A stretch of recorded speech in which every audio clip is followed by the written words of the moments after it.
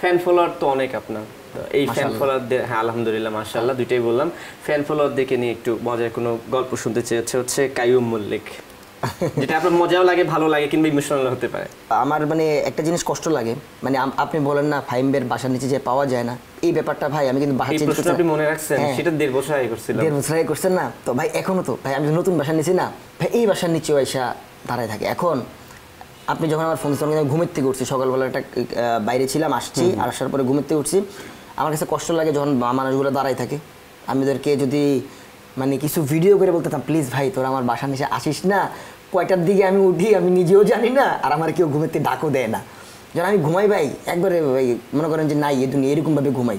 তো এই জিনিসটা আমার কাছে সবচেয়ে বেশি খারাপ লাগে। আর সবচেয়ে বেশি ভালো লাগে হয়েছে যখন আমি যে জেলায় যাই, ওই জেলাটা যে মনে করেন যে মানে ওই জেলায় মনে করেন যে ঈদের একটা উৎসব আসে। ফাইন ভাই আসছে, হ্যাঁ আমি আসছি ভাই, বাইক, গাড়ি, হুন্ডা, পোলাপান, হোটেল, ফুল, খাবার দাবার, মানে অনেক গিফটস, এগুলো নিয়ে যখন আমরা হোটেলের নিচে গেট টুগেদার করি বা কোনো একটা প্রোগ্রামে যাই বা যেখানে যাই, রাস্তাতে যেদিকেই যাই, সবাই যখন মানে একসাথে, সব একসাথে ভাই, মানে করেন যে আলাদা আলাদা ব্যাপারটা না, প্রত্যেক জেলার মানে যারা আছে সবাই একসাথে যায়, এই জিনিসটা আমার কাছে অনেক কিছু ভালো লাগে। দ্যাটস ওয়াই সবসময় দেখেন আমি কিন্তু ঢাকার বাইরে থাকি প্রায় সময় ভাই, মানে মাসে মনে করেন আমার 15 দিন ঢাকার বাইরে, এটা কনফার্ম। তাই আমি ঢাকার বাইরে থাকি। এই লাস্ট কিছুদিন আগে কাপ্তাই থেকে আসলাম, কাপ্তাইতে মনে করেন যে আমি রিসোর্টে বাইরেতে পারিনি। আরএফএল কিচেন সিঙ্ক, স্বাস্থ্যকর কিচেনের চিরস্থায়ী সমাধান।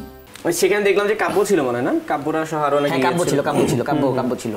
তো এই যে কোথাও ঘুরতে গিয়ে যে মন মতো ঘুরতেও পারেন না, কষ্ট লাগে না তখন? আফসোস লাগে না যে ঘুরতে আসলাম ঘুরতে পারলাম না?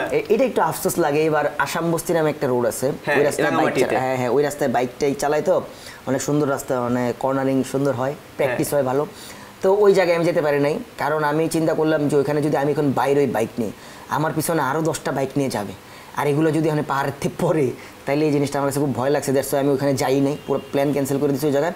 বাট আমি যখন মনে করেন যে ফ্যামিলি টাইম স্পেন্ড করি, তখন কেউ জানেও না আমি কোন জায়গায় আছি, আমি কোথায় আছি, এগুলো আপডেট যাই কিন্তু 2 দিন পরে।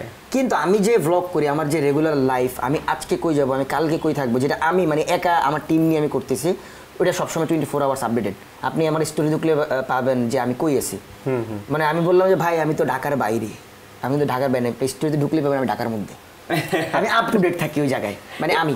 আচ্ছা, আর এমনিতে কোনো বিব্রতকর ঘটনা আছে কিনা শেয়ার করার মতো? বিব্রতকর মানে মানে মানুষজন আসলাম, আমরা ছবি টবি তুললাম, সব মানে সময় দিতেছে, তো এমনি আপনি ছবি তুলেন না, কিন্তু আমি ওই জায়গায় আছি, এই কথাটা ভাই আমার কাছে বেশি আসে।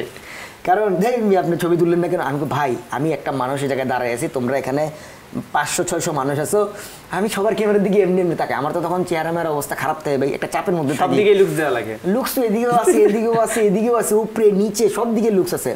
তো হঠাৎ করে সাইড থেকে কথা তো শোনা যায়, এদিকে তাকান না, ছবিটা তুলেন না, এই মিয়া ছবিটা তুলেন না, এমন কি হয়েছে, হ্যাঁ বাপ বেড়ে গেছে, কিন্তু ভাই আমি ওই জায়গায় স্টিল দাঁড়ানো, এই জিনিসটা আমার কাছে এটা ভাই এটারে আমি টেগেল দিতেই পারি না। আসলে চাইলে তো কিছু করার থাকে না, কোন দিকে তাকাবেন নাকি?